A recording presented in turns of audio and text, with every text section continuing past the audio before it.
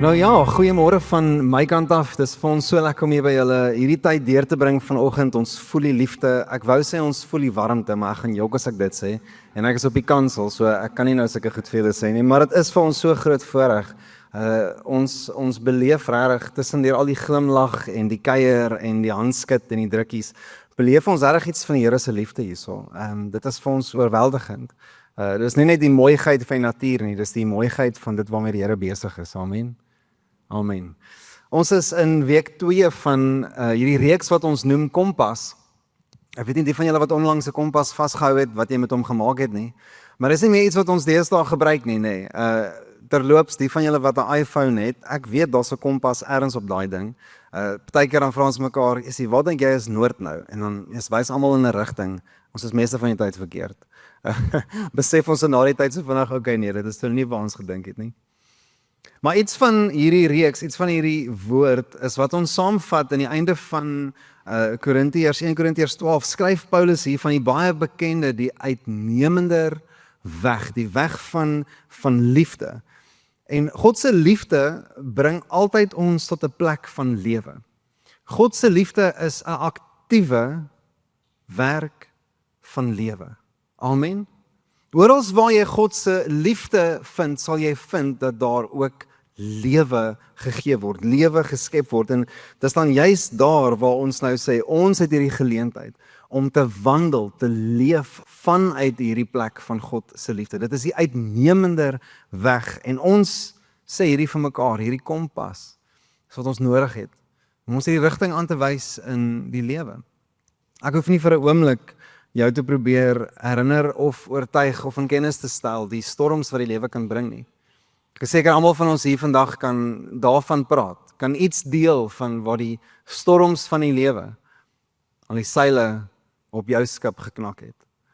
Waar ons almal kan vertel van die kere waar ons op die donkerste plekke gedraai het.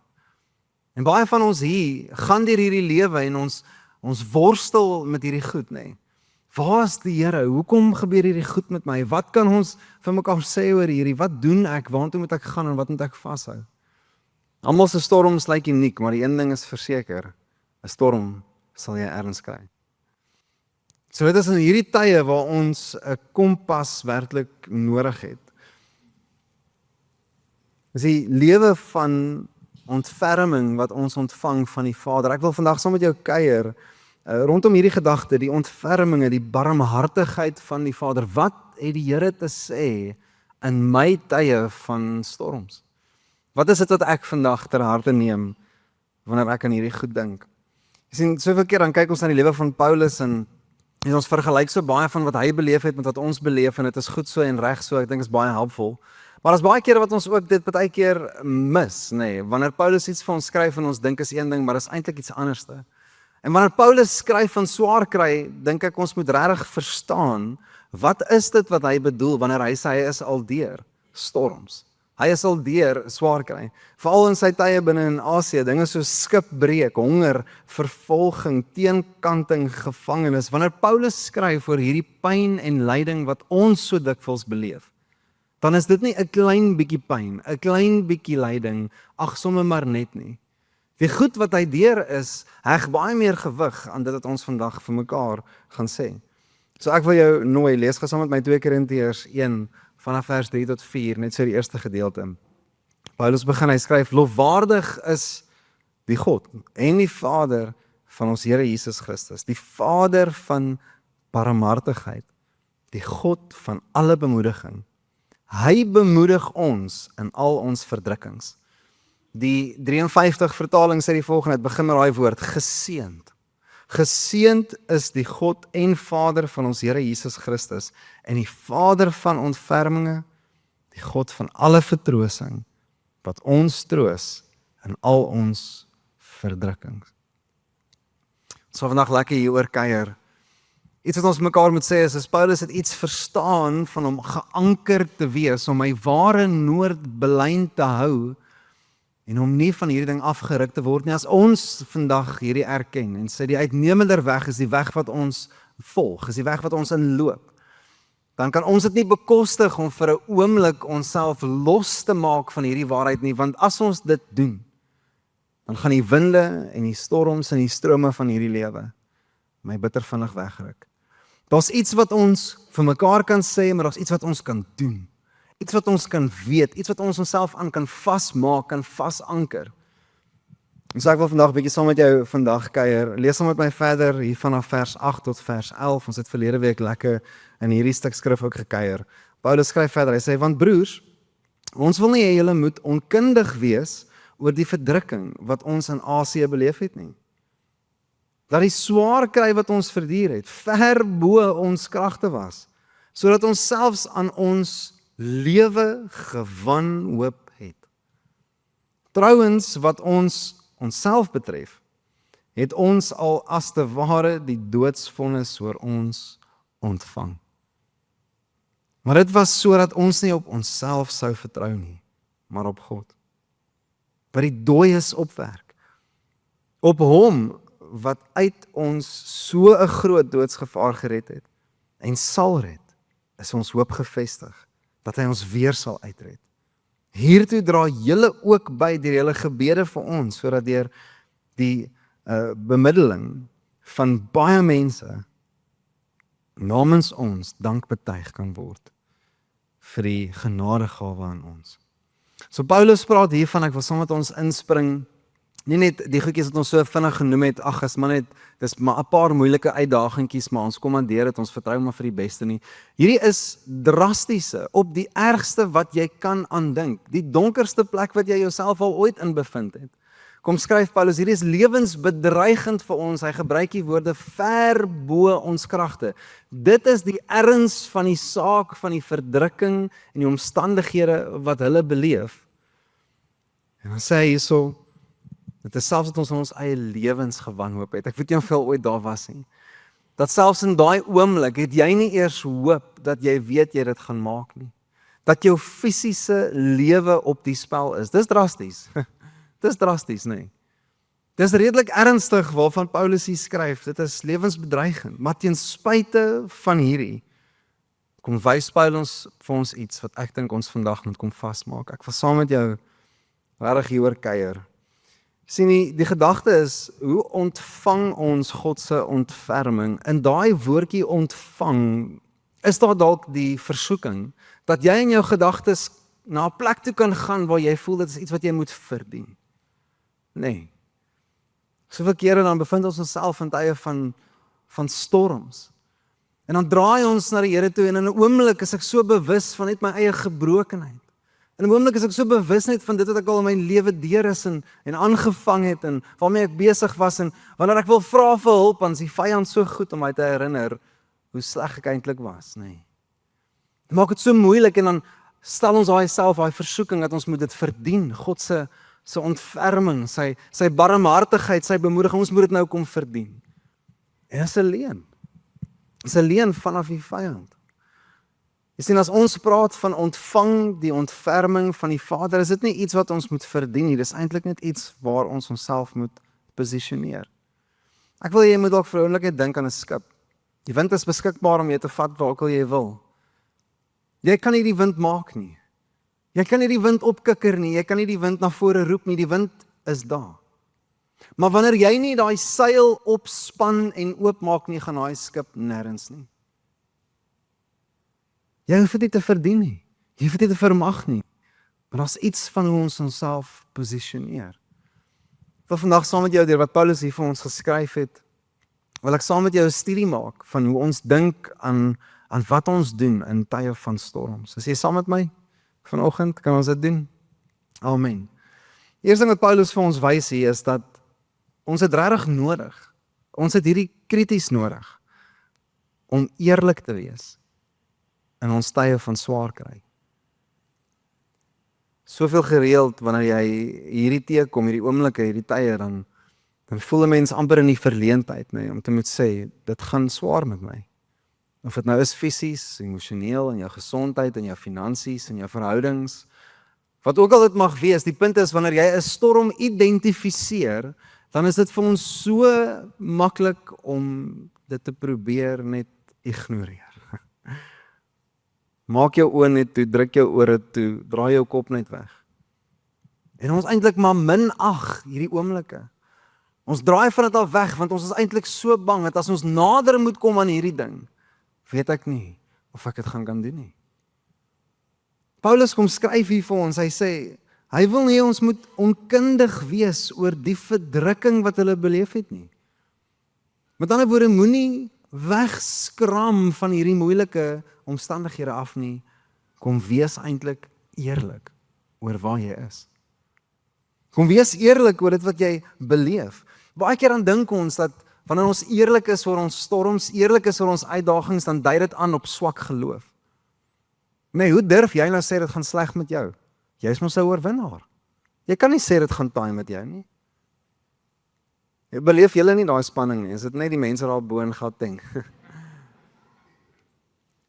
Dis amper asof, as ek dit vir 'n oomblik moet erken, dan praat ek teen my geloof, nê. Nee. Ek kan nie sê dit gaan swaar met my nie. Ek kan nie sê dit gaan moeilik met my nie. Ek kan nie sê my gesondheid en my liggaam stel my te leer nie, want as ek dit sê, dan voel ek asof ek weerspreek teen my geloof. Vriende, dit is glad nie die geval nie. Ek wil jy moet hierdie vandag verstaan, jy moet hierdie vandag vasmaak in jou hart, om te bely, om eerlik te wees, is nie 'n teken van swak geloof nie. Dit is eintlik om myself te kom posisioneer, om God se ontferming te beleef. Want solank as wat ek weier om daai seil op te lig, sal daai boot nooit die krag van die wind beleef nie. Nooit. Wat hy sal beleef is die storm wat hom slaan, teen die rotse gedruk word, die water wat na binne kom. Vir ons om werklik te sê, Here, ek is eerlik oor hoe dit gaan met my. Hoe dit gaan met my binneste. Weet jy, vriende, ons leef in sulke tyd waar angs en depressie en selfmoord volop is. Baie te doen met die jeug, ons het baie te doen met skole rondom ons. Vra vir jouself, hoe is dit moontlik dat 'n 14-jarige of 'n 13-jarige al kan sit met depressie en angs, diep stres, hoe is dit moontlik? Dalk het ons dit reg gekry as 'n samelewing om mense so in 'n hoek te druk, dat dit wat jy beleef in jou binneste mag jy net nie erken nie. Jy mag dit net nie sê nie. Onderdruk, steek dit weg, maak dit toe. Wanneer ons dit doen, dan speel ons eintlik in die vyand se hande in. Sy eerste taktiek daai, dis wat hy like om te doen. Paulus kom skryf hier vir ons, en ek dink as iets wat ons moet vasmaak in ons harte, as ons God se ontferming en barmhartigheid wil beleef, moet ons regtig eerlik wees, soos dit wat rondom ons en in ons aan die gang is. Tweedens saam met dit wat ek vandag vir jou wil sê, is wat Paulus ook eintlik hiervan skryf is dat ons uiteindelik op 'n plek gaan kom waar ons die besluit maak, vir eens en vir altyd. Dalk is jy vandag op daai punt, waar jy 'n besluit kan maak om klaar te maak met die misverstande en die leuns oor God se liefde. Baie keer dan bevind ons onsself in hierdie tye van storms en maak nie saak op wat se area dit tref nie, wanneer ook al dit kom, dit is nou al so gewoond vir mense dat hulle hierdie woorde sê, is Here, hoekom gebeur hierdie met my? Here, maar U kon hierdie goed gestop het. Hoekom het U nie? Die Here veroorsaak hierdie goed in my lewe om my te straf. Of ek gaan deur hierdie goed en God is net stil en hy het niks te sê nie. Kom ons wees net vir 'n oomblik eerlik, ons beleef hierdie goed, nee.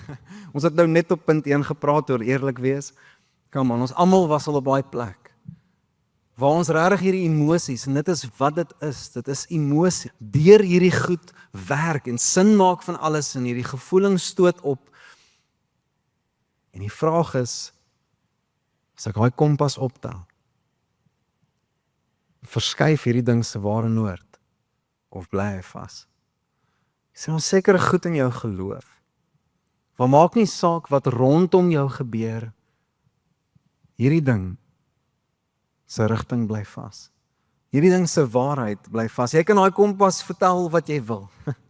Jy kan vir hom sing, jy kan op hom skree, sy ware noord bly vas.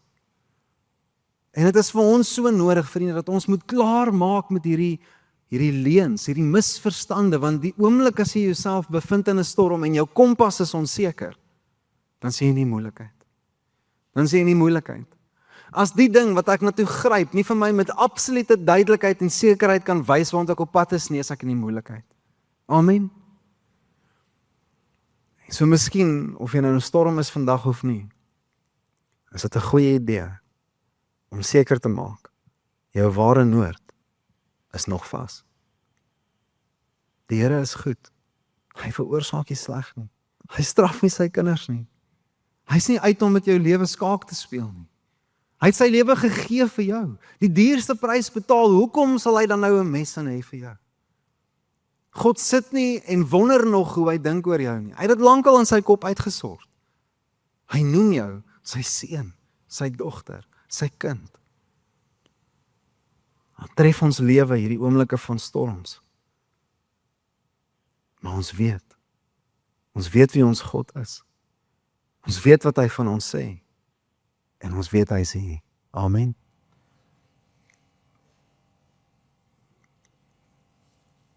Ek wil hierdie wat jy vandag deel, is in hierdie tye van storms, waar ons het eintlik maar die keuse. Ek wil jy met hierdie woorde probeer onthou, as jy kan skryf dit neer. Dat wanneer daai volgende storm tref, dan staan jy op 'n kruispunt om 'n besluit te maak, 'n keuse te maak. Of ek kan God beleef. Ek kan een van die twee doen, maar nie albei nie. Dis baie kere wanneer mense deur storms gaan, en hulle tel daai kompas op, en daai ware noord swaai links en regs. En daai kompas self is verward. En hierdie emosies en hierdie gevoelens begin my hart te kom arresteer.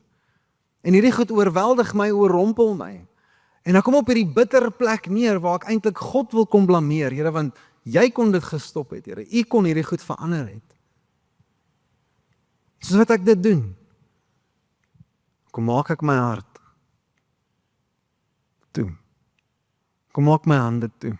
Kom trek my arms in. Ek kom krimp in myself in en ek gaan lê in my omstandighede en dit is so moeilik. Dit is so moeilik om die krag van die wind deur die seile te beleef, wanneer ek onder plat gaan lê teen die bodem van daai skip en myself oorhandig. Dis in hierdie oomblikke, vriende, waar ons sê, ten spyte van, in die middel van dit, vra ek nie, Here, hoekom nie. Ek vra, Here, wat wil U kom doen in hierdie oomblik? Die wêreld rondom my is besig om te vergaan, Here, maar wat wil U kom doen in my binneste? Here, my hart is in stukke as gevolg van verlies. Soveel pyn, soveel hartseer, soveel treur wat ons hier beleef. Here, maar kom troos. Ek wil U beleef. Ek kom soek U vrede. Ek kom soek dit wat U kan bring. Shalom, heelheid, kom herstel, kom werk. Dis daai selfde waarheid. Kom herposisioneer jouself om die God van ontferming te beleef. Nie te blameer nie. Ek sê dit is so 'n kompas werk, nee. Nog nie saak wat rondom hom aan die gang is nie. Hy weet waar lê sy ware noord. 2 Korintiërs 1:3-20 sê, lofwaardig is God. Lofwaardig. Paulus begin daar, onmiddellik, geseënd, lofwaardig, hy begin aanbid. Sien, want hier is die ding, vriende, hier is hoekom hierdie oomblikke vir ons so belangrik is. Vir ons spesifiek praat oor aanbidding.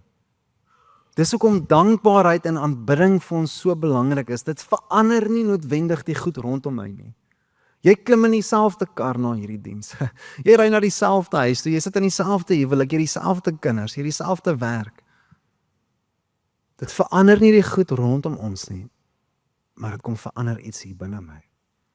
Dit herposisioneer my om God te beleef. Derdens vandag wil ek saam met jou kuier dat ons het nodig om ons eie selfvertroue, ons selfgenoegsaamheid te laat sterf en werklik op God te vertrou. Daar's soveel keer wat ons nog dink ons het nog genoeg om deur hierdie lewe te kan gaan. Ons het nog genoeg in ons binneste, ek het nog kapasiteit, ek het nog 'n bietjie oor, ek kan nog goed by mekaar krap, ek kan dit nog self daai planne maak, ek kan nog hier 1 of 2 goed uitdink, ek kan dit nog vermag. Maar daai hulpbronne hardloop vinnigheid. Daai kapasiteit val kort. Ons soveel kere wat ons al baie stappe vooruit, ons vertroue teen volle op God kon rus, maar ons probeer eintlik maar nog dit self uitmaak. Ons probeer dit nog self in ons eie hande vashou.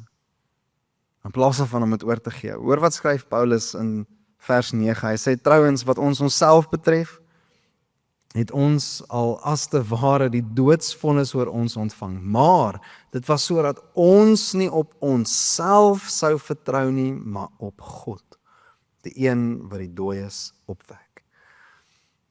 Die Griekse woord wat praat daarvan om te vertrou, praat van om jou volle gewig op iets te moet plaas. Dis wat daai woordjie beteken. Baie kere dan praat ons van vertroue asof dit gerig is na 'n uitkoms toe, nê. Sê ek vertrou die Here vir. Hallo? Jy al hier gesê ek vertrou die Here vir 'n nuwe kar. Ek vertrou die Here vir 'n nuwe werk. Ek vertrou die Here vir genesing. Ek vertrou hom vir. En daar's niks fout om hom te vertrou vir nie, maar as jy vertrou mis, gaan jy nie vertrou vir reg kry nie. Die woord sê nie hy vertrou die Here vir iets nie. Dit sê ek vertrou op die Here. Daar's 'n verskil. Het jy dit al teëgekom? Daar's 'n verskil tussen om die Here te vertrou vir iets en om hom te vertrou. Ons vat ons seentjie, hy's nou so 4,5 jaar oud vir swemlesse al die laaste 2 jaar. En dis vir ons so interessant, nee, kyk, hy sal daar by die swemskool sal hy so vasklou soos 'n mossel teen 'n rots, nee. Hy sal so vassit teen daai kant van daai swembad en hy kyk net so oor. En hoe meer ons vir hom sê, jy kan maar laat gaan, jy's veilig. Hy het 'n saak met wat jy vir hom sê. Maar dan klim hy instrukteur saam met hom in die swembad. Kom staan so agter hom en sê, los die kant. Daai instrukteur kan hom wegpluk by die rand. Sy kan dit doen. Hy weeg maar net 16 kg. Dis 'n goeie sak aartappels by Food Lovers. Sy kan dit regkry. Maar sy doen nie. Sy wil hê hy moet self los.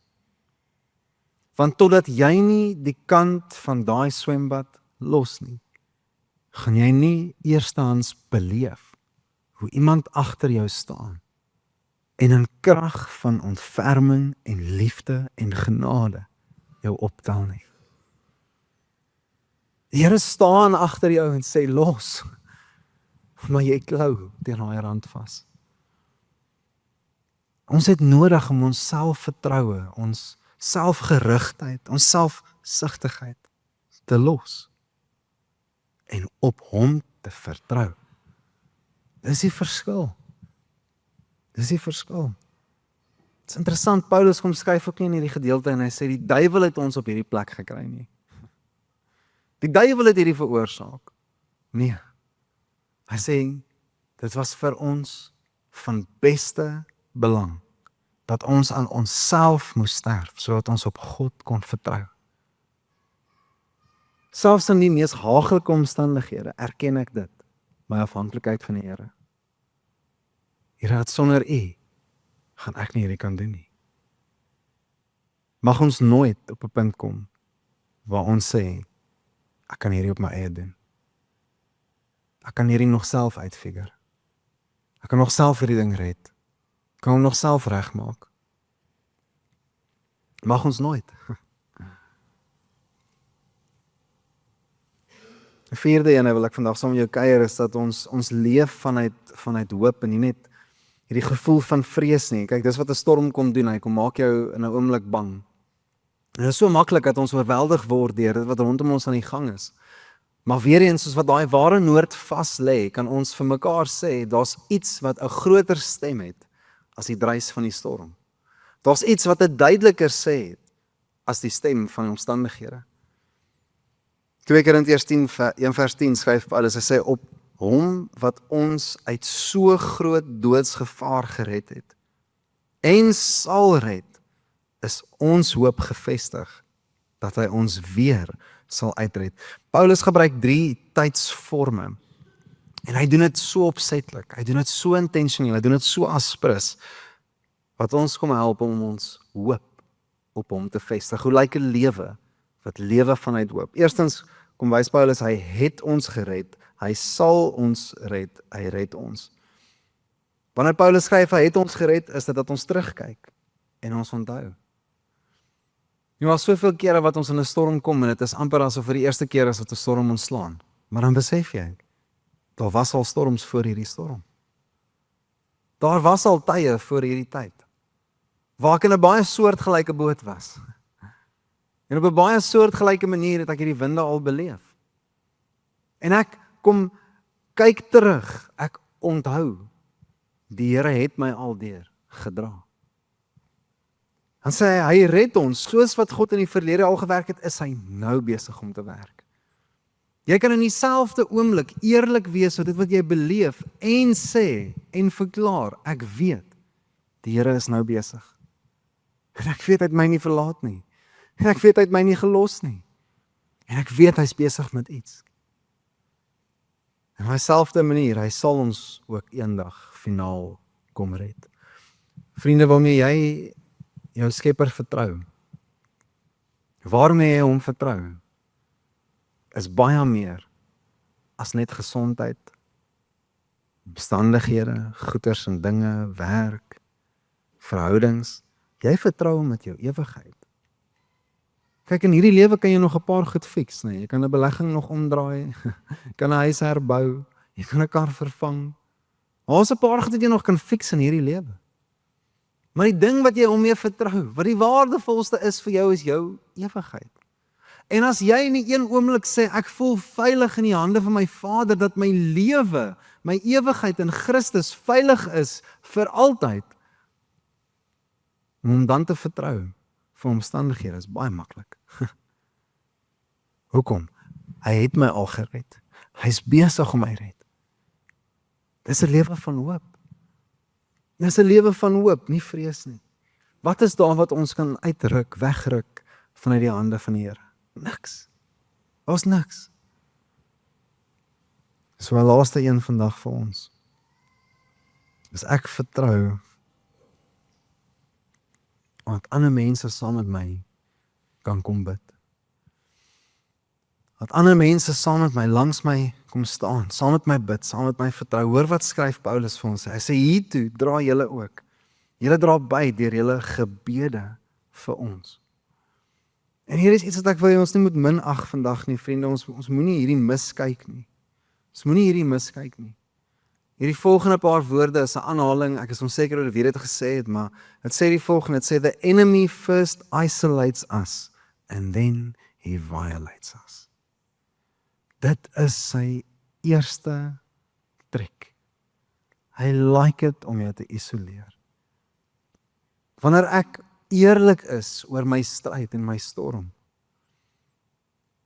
na mense toe draai en sê, kom bid saam met my, kom vertrou saam met my, dan haal ons 'n stuk mag uit sy hande uit. Jy gaan nie met my sokker speel nie. Jy gaan nie met my rugby speel nie. Jy gaan nie met my speel nie. Ek vat hierdie ding terug. Ons vat onmiddellik daai ding uit sy hande uit. Ek sien soveel mense sit en hulle is absoluut geïsoleer. Hulle het niks behalwe hulle self om aan vas te hou nie, vas te klou nie. Dis waar swaar kry die vermoeid om jou te kom knak. Jy weet, ouens sit met leuns, ek wil nie mense pla nie. Net ek wil nie mense teleurstel nie. Ek dink nie mense sal regtig verstaan waartoe ek gaan nie. Of dit is selfs net te seer om oor te praat met ander mense. Dit stel my in die verleentheid. Solank as wat jy op daai plek bly, gaan die vyand sy kry met jou kry. Maar wanneer ons na mense toe draai, sê kom vertrou saam met my, kom bid saam met my, kom staan rondom my, dan beleef ons iets weer eens, ons posisioneer onsself, ontvang die ontferming van die Vader. Hoe ontvang ons die ontferming van die Vader? Ons beleef het deur sy mense, wat rondom ons kom staan, wat jou ver bo jou vermoëns kan kom ophou, kom sterk hou.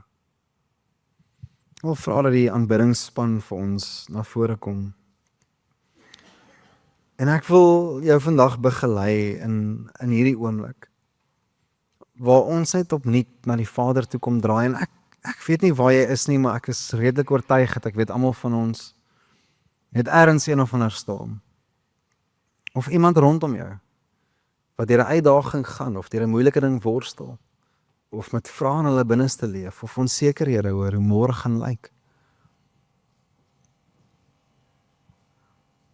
Ek wil jou vandag vra of jy nie 'n oomblik sou neem, om werklik eerlik te kom wees, net voor jou Vader, en te sê, Here, dit is wat in my binneste aan die gang is.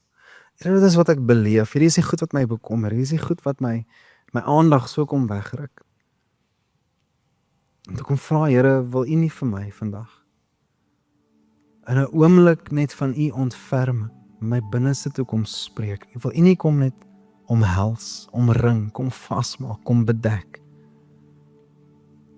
Julle almal was al in die arms van 'n pappa. Julle almal was al. Meeste van julle het al 'n klein lyfie ook vasgehou in jou arms.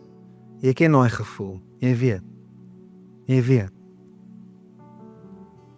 Dis die Vader se hart vir ons. Dis die Vader se hart, hy het so oop arms, dat jy vandag kan kom veilig rus by hom.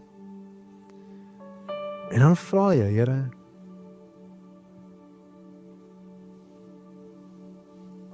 kom wys my. Kom wys my ware nood. Ons gaan 'n lied sing vandag, en dit praat van hierdie, dit praat van sy ewige liefde. Dit wat vir ons beskikbaar is, kom posisioneer jouself vandag vir dit. Ek wil afsluit, ons gaan nou in 'n tyd van aanbidding ingaan, en ons het die laaste paar weke het ons jou uitgenooi, kom skryf vir ons stories van voorsiening. In ander woorde, dit waarvoor ons die Here vertrou. En dan kom ons neem hierdie oomblikke en ons kom met groot dankbaarheid, en ons kom laat hierdie ons aanbidding kom volmaak. Ek wil vandag 'n paar van hierdie stories met jou deel. Kan ek dit doen? Hier skryf iemand hierso, ek het gediagnoseer met borskanker. Fase 3 borskanker in 2023. Ek sit hier vandag, ek is gesond. Was geen teken van kanker nie. Ek het kort daarna my werk verloor in 2024, maar God gee te vir ons nuwe werk. Amen. God het ons al so baie voorsien.